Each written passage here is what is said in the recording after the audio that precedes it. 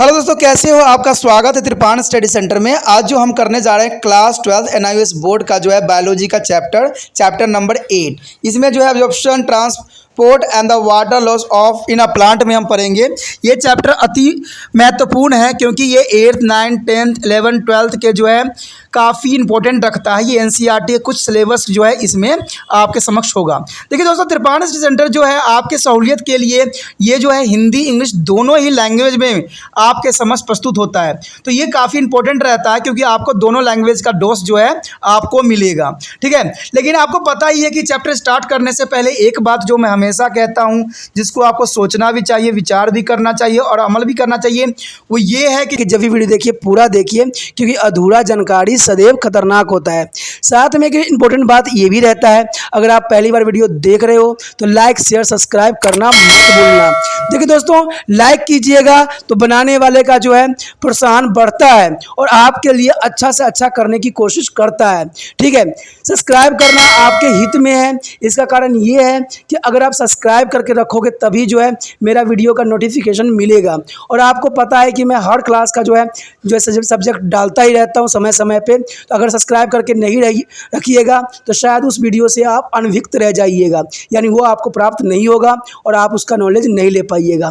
साथ में जो अगर आप शेयर करते हो तो शेयर करना एक जग कल्याण के समान माना जाता है। इससे ये होता है कि मान लीजिए कोई जो है बच्चा जो है मेरी वीडियो को उसकी ज़रूरत थी और आपके थ्रू वो वीडियो उसको पास पहुंचा है, तो वो सदैव ही आपका धन्यवादी रहेगा और सदैव ही आपका जो है शुक्रिया अदा करेगा कि तुम्हारे कारण मुझे जो है वीडियो प्राप्त हुआ। तो दोस्तों, आपको पता ही होगा कि त्रिपान स्टडी सेंटर सिर्फ एक क्लास के लिए ही अग्रसर नहीं है, ये कई क्लासों के लिए अग्रसर है। जैसे 8th 9th 10th 11th 12th CBSE के सारे चैप्टरों को कवर करेगा समय के साथ। प्लस जो है एनआईओएस बोर्ड का 10th+2 को भी कवर करता है, सभी सब्जेक्टों का। प्लस जो है बीए पंजाब यूनिवर्सिटी का जो है फर्स्ट सेमेस्टर से लेकर 6th सेमेस्टर तक 8 सब्जेक्टों को कवर करता है। प्लस जो है एमए के जो है बच्चे ऑन डिमांड जो मुझे करते हैं कमेंट, उनके लिए भी त्रिपान स्टडी सेंटर जो है अग्रसर है। देखिए दोस्तों, त्रिपान स्टडी सेंटर इतना बड़ा है, विस्तृत है, तो आपको अभी जो है लाइक शेयर सब्सक्राइब कीजिए और अपने दोस्तों के साथ बांटिए। ठीक है, तो भूलिए मत, ये करना आपका फर्ज है और मेरा कार्य करना है आपको टॉपिक लेके चलना है। देखिए आज देखते हैं हमारा आज टॉपिक क्या है। Our next topic is translocation of organic solutes. Friend, what do you mean to the translocations of organic solute? From a movement of organic and inorganic solute from one part of the plant to another is known as the translocations. What do you mean to? There is the solute from one part to the plant to the another part is a movement in organic and inorganic solute form. There is a called to translocations. Example: transport of sugar in the several tubes in the leaves to the stem or fruit. The example of transfer of the sugar in a leaves to stem of fruit. There are experimental evidence to the suggest that a phloem is the tissue involved in their translocations or product of the photosynthesis. Example: sugar.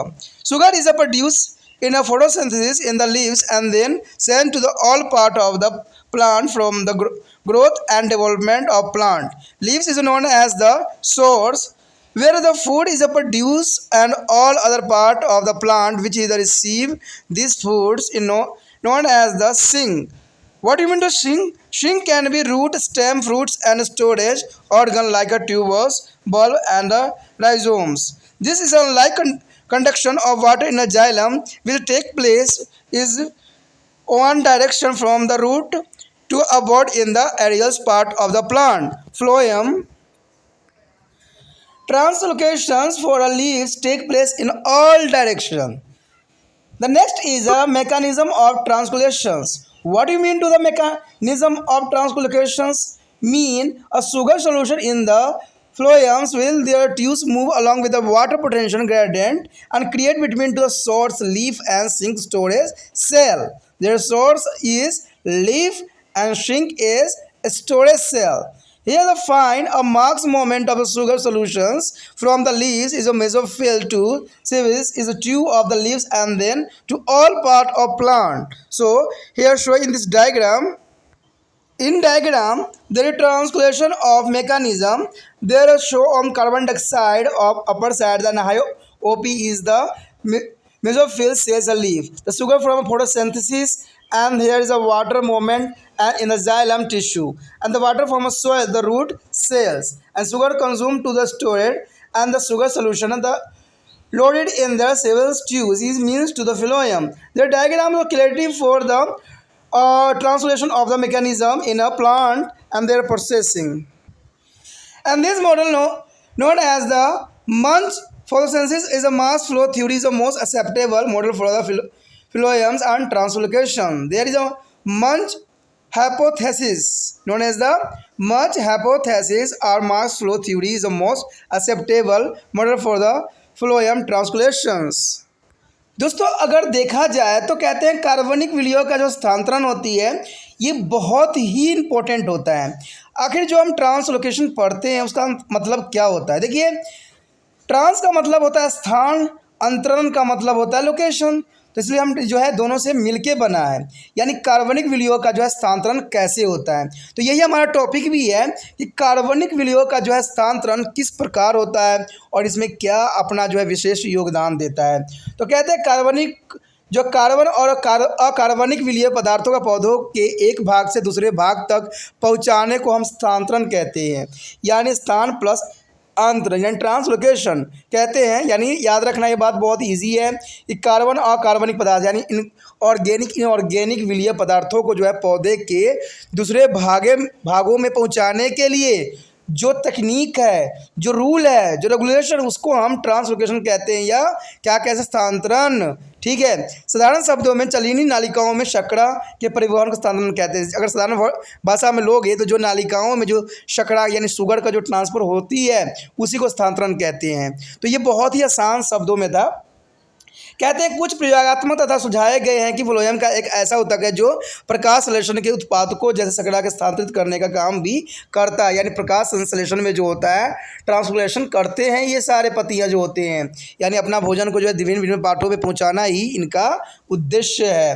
कहते हैं पत्तियों में प्रकाश संश्लेषण क्रिया द्वारा शर्करा का उत्पादन होता है और इसे पौधे के सभी भागों की वृद्धि और विकास के लिए भेज दिया जाता है। अगर नहीं जाएगा तो पौधे का जो है विकास नहीं हो पाएगा।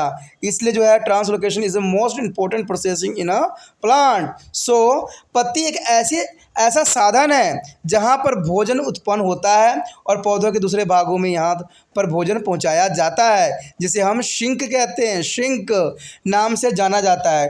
शिंक जड़, तना, फल और स्नेह के अंग जैसे कंद, वल्ले, राइजोम इत्यादि हो सकते हैं। देखिए, शिंक का मतलब ही होता है, शिंक का मतलब होता है जड़, तना, फल या संचलन। ये सारे को अगर हम मिला देते हैं तो वो शिंक कहलाती है।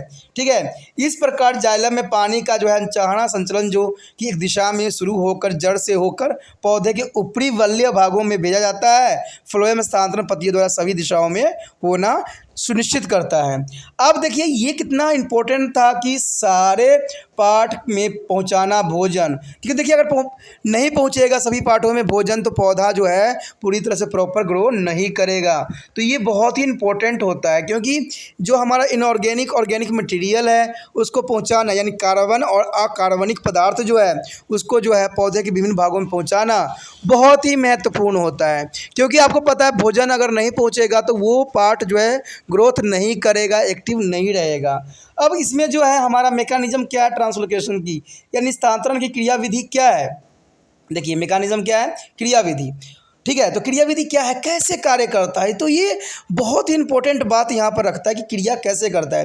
देखिए शुगर जो है विलिया को फ्लोएम चालिका नालिका में पानी के स्थैलिक स्थान के साथ सोत्र यानी पत्तियों और शिंक कोशिकाओं के बीच गति करता है। ये तो आपको पता लग ही चुका होगा कि शुगर जो होता है आपको पता है स्थानांतरण संचलन विधि द्वारा यानी शिंक के द्वारा कोशिकाओं को यानी जो है संचलन सभी भागों में पहुंचाता है।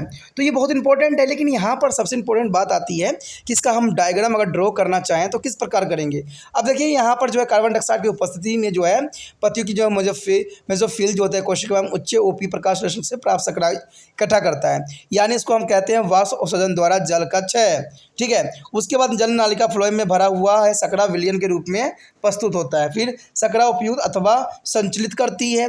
फिर उसके बाद क्या होता है मूल कोशिकाओं में जाती है है और मूल कोशिकाओं में जाकर जाइलम ऊतकों में जो है जल का संचलन करती है। अब फिर जो होता है वही प्रक्रिया दोबारा से दोहराई जाती है। तो इस प्रकार जो है सारी गतिविधियाँ होता है या निस्तारण की प्रक्रिया जो होता है वो होता है इसी तरह से, ठीक है, चाहे ऑर्गेनिक मटेरियल हो या इनऑर्गेनिक मटेरियल हो। तो इसी प्रकार से जो है सारी क्रियाएँ होती है जो कि बहुत ही महत्वपूर्ण माना जाता है। अब देखिए ये सारी क्रियाएं जो होती है उसको हम कहते क्या है, यह जो है इसको हम कहते हैं मॉडल, मंच, परिकल्पना या साहित्य प्रवाह मत, यानी मंच, हाइपोथेसिस और मास फ्लो थ्योरी के नाम से भी जाना जाता है। और फ्लूएम सिद्धांत का सबसे अधिक स्वीकार्य मॉडल है, यानी इसको सभी लोगों ने जो है स्वीकार भी किया है और इसको जो है मान्यता भी दिया है। इसलिए ये जो कभी कभी एग्जाम में आ जाता है कि मंच फॉर हाइपोथेसिस का जो है या मास फ्लो थ्योरीज के जो आपके समक्ष जो मॉडल है वो क्या है, तो याद रखना यही एक मॉडल है और ये एग्जाम के व्यू से भी काफ़ी महत्वपूर्ण। The our next topic is the most important topic in a plant, the transpiration. Transpiration mean, what do you mean to transpiration? The first is question is mind is what is a transpiration? So transpiration is the loss of water from the areas part of the plant in form of water vapor is a term, is a transpiration. Friend, the loss of water from the aerial part of the plant in the form of water vapor is a term to the transpiration. It's a vapor form of water. It's called to the transpirations. When transpiration is a low and absorptions of water by the root is a high loss of water from a leaves in the form of liquid is a term gutations. The guttation it mean to a high loss of water from the leaves is form a liquid is a term is a gutations. Their transpirations may be occur through the three main sites in a plant. The first, cuticles, lentili, and the stomata.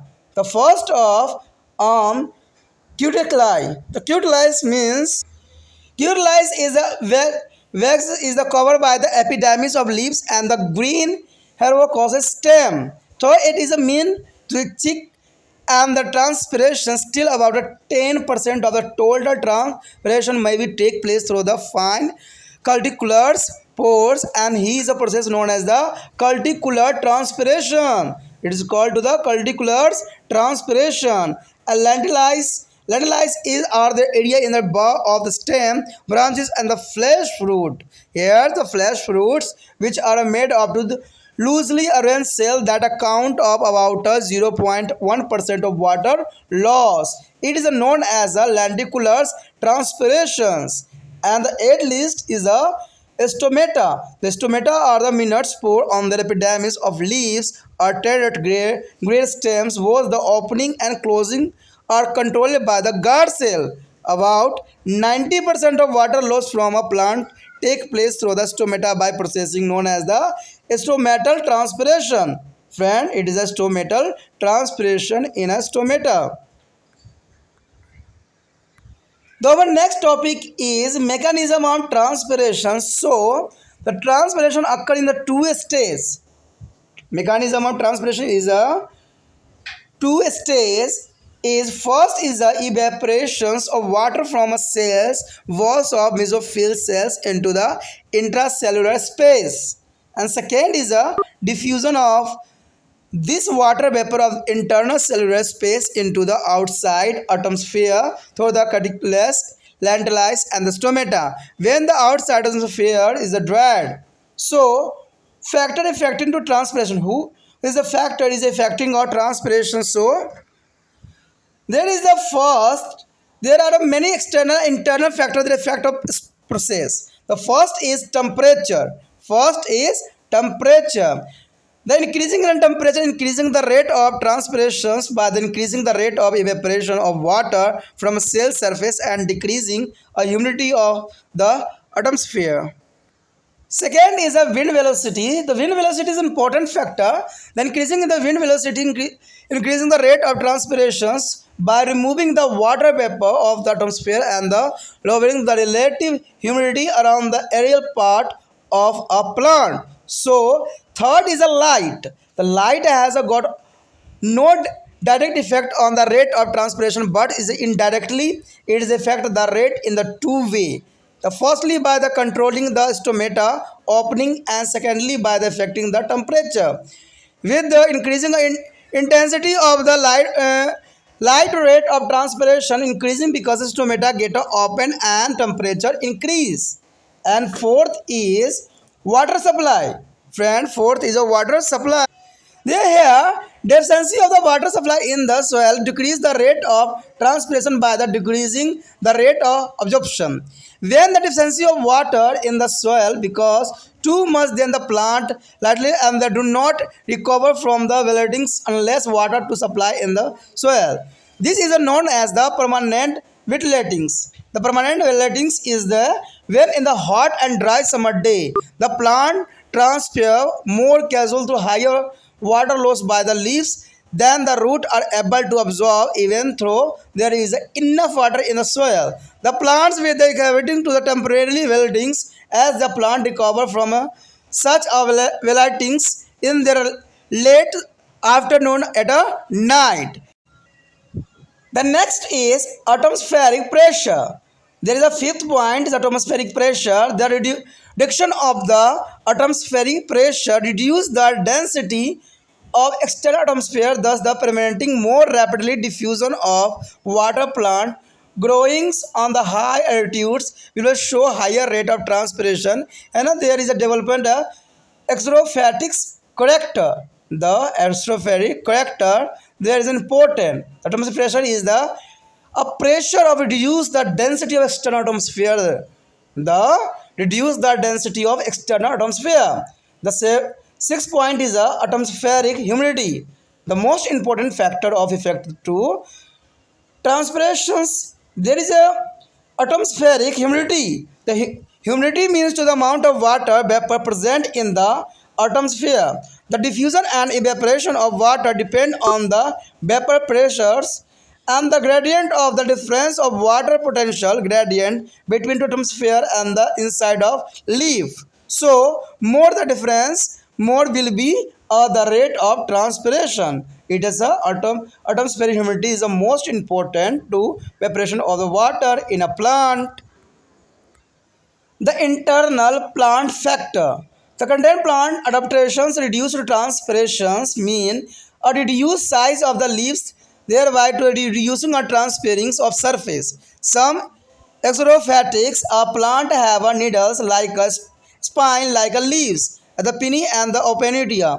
There things a deposition of the caudine wax like substance on the leaf surface. The stomata found sunken in their cavities are surrounding by the epidermis hair as in the neurasis and canca.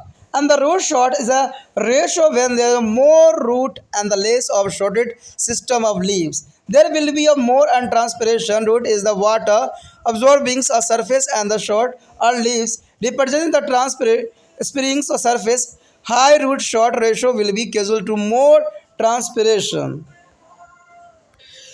दोस्तों ये अत्यंत महत्वपूर्ण topic है transpiration यानी वर्ष उत्सर्जन। देखिए ये जो होता है पौधों के लिए अत्यंत महत्वपूर्ण होता है क्योंकि इसी के द्वारा जो है पौधों में जो होती है पानी का हर्ष होता है। ठीक है, तो वर्ष उत्सर्जन का मतलब ही ट्रांसपिरेशन होती है। तो इसका मतलब क्या होता है, वर्ष उत्सर्जन होती क्या है? तो देखा जाए तो इसको हम सिंपल लैंग्वेज में साधारण भाषा में कह दे सकते हैं कि पौधों के वायवीय भागों में जल वाष्प के रूप में जल क्षय को वर्ष उत्सर्जन कहते हैं। देखिए जल क्षय का मतलब होता है लॉस ऑफ वाटर। ठीक है, यानी जय का क्षय, इसका मतलब होता है वाटर जो लॉस होती है उसको हम वाष्प उत्सर्जन यानी ट्रांसपिरेशन कहते हैं।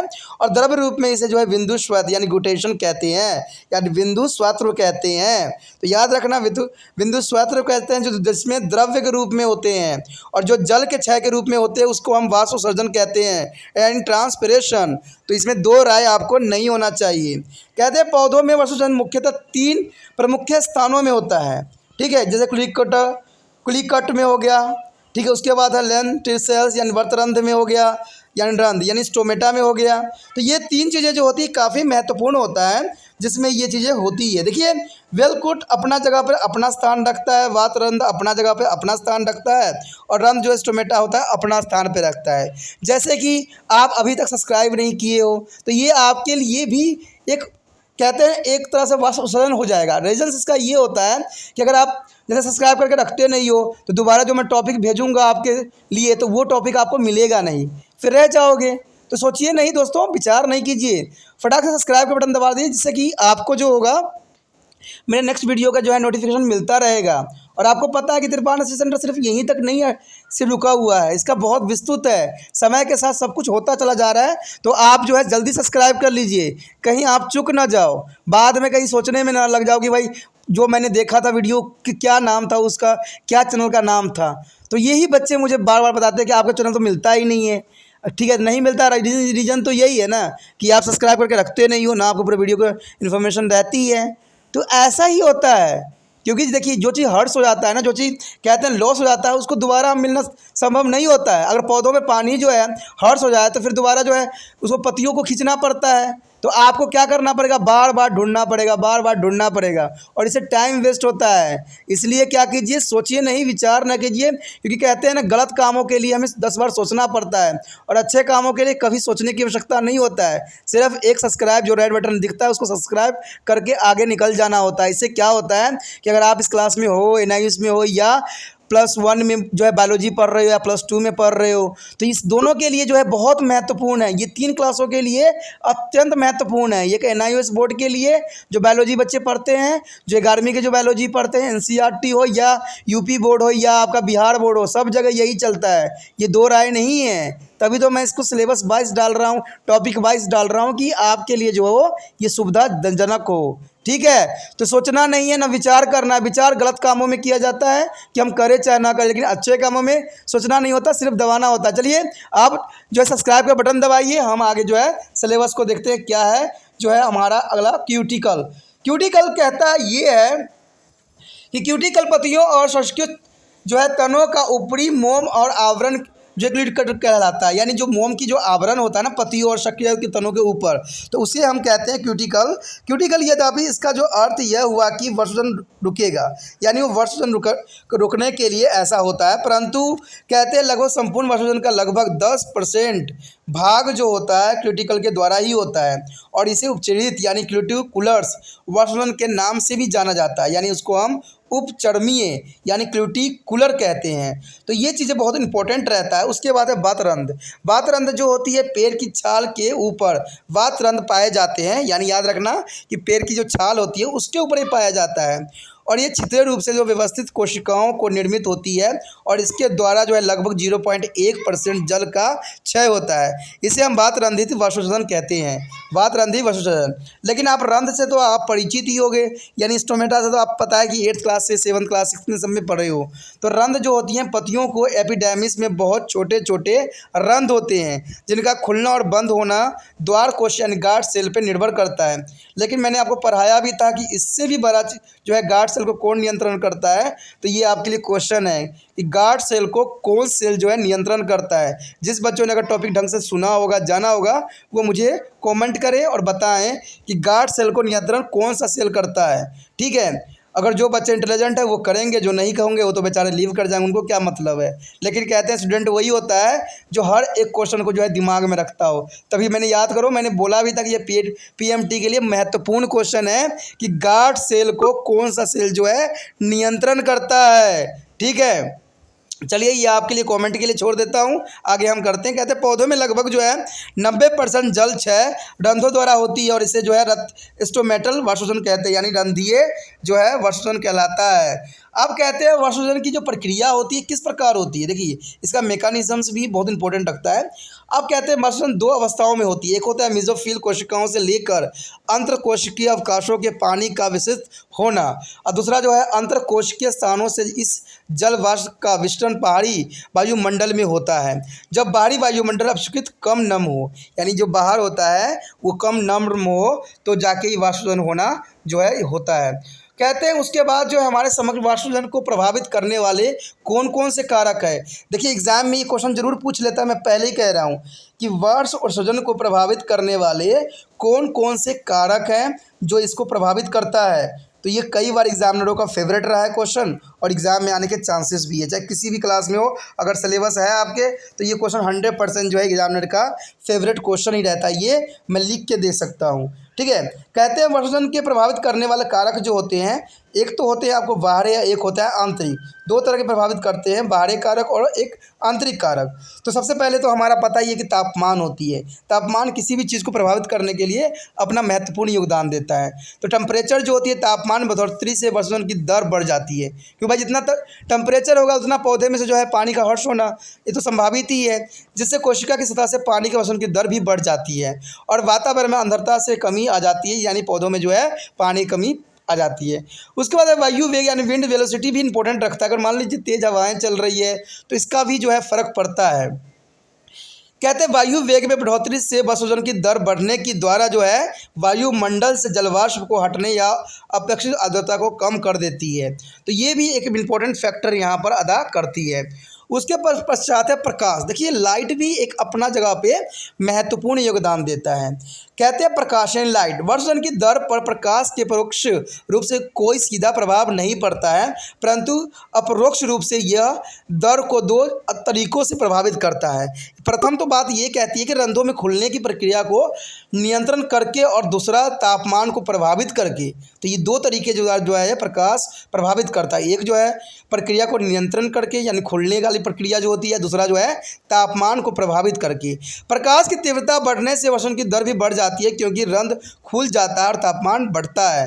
देखिए जो कहते हैं ना, कुछ जो होती है एक रूल रेगुलेशन पे काम करती है, लेकिन क्या यहाँ रंध्र जो होती है, रंध्र तब खुलती है जब उस पर प्रकाश पड़ता है। इसका मतलब है प्रकाश जब पड़ेगा तो उसको समझ में आ जाएगा कि जो है मॉर्निंग हो गया है और जो है पौधे अपना भोजन बनाने के लिए तैयार हैं। तो पत्तियां के जो है जो रंध्र जो होती है वो खुल जाता है। जैसे प्रकाश पड़ता है पत्तियों पे, जो है वो पत्तियों के जो रंध्र होते हैं खुल जाता है। तो प्रकाश अगर पड़ता रहेगा तो वो खुला ही रहेगा, तो इसका भी इफेक्ट इस पर पड़ता है।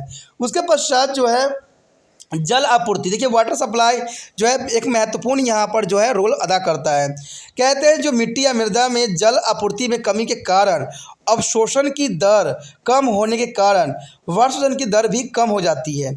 जब मिट्टी में पानी की अत्यधिक कमी हो जाती है तो पौधे भी इसका प्रभाव होता है, यानी उसका प्रभाव जो है पौधों पर भी पड़ता है और वो मुरझाने से नहीं बच पाते हैं तब तक कि मिट्टी में पानी की आपूर्ति न किया जाए। इसे स्थायी मुरझाना कहते हैं। कुछ समय के लिए देखते हो पौधे, आप देखते हो कि सुबह सुबह पौधे बहुत हरे रहते हैं, लेकिन जैसे शाम होते होते सब मुरझा से जाते हैं। लेकिन आप पानी शाम में डाल देते हो तो सुबह देखते हो फिर से हरे हो जाते हैं। तो इसको कहते हैं कुछ समय के लिए, यानी स्थायी मुरझन कहलाता है। जब गर्मी और सूखी गर्मी के दिनों में पौधे जड़ से जितना पानी अवशोषित कर पाते हैं उससे कहीं ज़्यादा वाष्पोत्सर्जन हो जाते हैं। जब मिट्टी में पर्याप्त मात्रा में पानी होती है इसे हम अस्थायी मुरझाना कहते हैं। इस प्रकार मुरझाने से पौधे शाम तक या रात को पुण्य ठीक हो जाते हैं, जैसे मैंने अभी बताया। उसके पश्चात कहते हैं वायुमंडल दाब का भी इस पर प्रभाव पड़ता है, जो कि 5वां पॉइंट है, यानी एटमॉस्फेरिक प्रेशर का जो भी है इसके बहुत ही महत्वपूर्ण योगदान देता है। कहते हैं वायुमंडलीय दाब में कमी होने से बाहरी वायुमंडल के जो सदन में कमी आ जाती है, यानी घनत्व में जो है वो काफ़ी कमी आता है, वायुमंडल के घनत्व में काफ़ी कमी आती है और इस प्रकार पानी का विसरण अत्यधिक मात्रा में होता है। अधिक ऊंचाई पर उगने वाले पौधों में वर्षण की दर अधिक दिखाई देती है, जबकि उसमें जो है मरुस्थलीय विशेषता होती है, यानी ऐसे पौधे जो होते हैं मरुस्थलीय क्षेत्रों में काफ़ी पाया जाता है। और इसका जो अंतिम जो है जो प्रभाव है वो क्या है, जो बाहरी प्रभाव था वो है वायुमंडलीय आर्द्रता, यानी एटमॉस्फेरिक ह्यूमिडिटी। कहते हैं आर्द्रता का अर्थ है कि वायु में उपस्थित जलवाष्प की मात्रा, यानी पानी का विसरण और वाष्प वायुमंडल और वाष्प द्वारा दबाव स्थिर पर निर्भर कर होता है। अब फिर पत्तियों के भीतर जल जो विभव स्थिरांक पर निर्भर होते हैं। ये फिर पत्तियों के भीतर जल विभव और स्थिरांक में जितना ज़्यादा अंतर होता है उतनी ही ज़्यादा वर्षोजन की दर भी होती है, जो कि काफ़ी इंपॉर्टेंट रखता है वर्षोजन में, यानी ह्यूमिडिटी का जो होता है दोस्तों बहुत ही महत्वपूर्ण योगदान होता है। उसके पश्चात हमारा जो है आंतरिक पादप कारक, यानी आंतरिक भी होते हैं।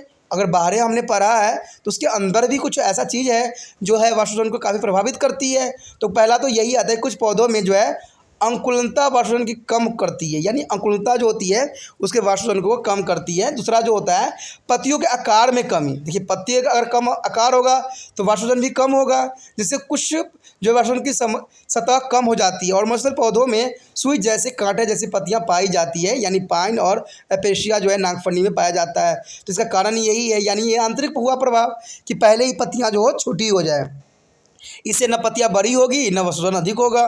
तो ये भी कहते हैं ना एक इंटेलिजेंसी रहती है। कहते हैं पतियों के सिरों पर जो है क्यूटिकल की एक मोटी परत यानी मोम जैसा पदार्थ का जमा होने से भी जो है वाष्प शोषण कम हो जाता है। तो देखिए कहते हैं ना, जो जैसा कंडीशन में ढलता है वैसा ही बनता है। अगर आप सिर्फ ये देखते रह जाइएगा, इसका पॉइंट नोट आउट नहीं कीजिएगा, तो आपको क्या लगता है कि आप याद कर पाओगे? नहीं। जैसे मैं पढ़ा रहा होता हूँ ना, जो जो इंपॉर्टेंट पॉइंट टॉपिक होता है, टॉपिक लेके इसके मेन पॉइंट को याद कीजिए, तब जाके आप अच्छा से अच्छा कर पाओगे।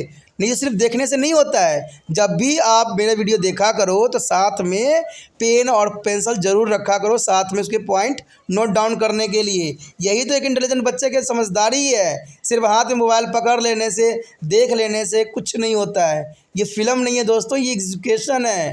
कहते हैं समय बदल गया है, इसलिए एजुकेशन जो है मोबाइल पे आ गया है। ठीक है, नहीं तो हम कॉपी पेंसिल पे ही सब कार्य करते थे। आजकल टीचर भी कहते हैं भाई मोबाइल में टॉपिक देख लेना। तो यही कारण है जो हम यहाँ पर अभी आए हैं।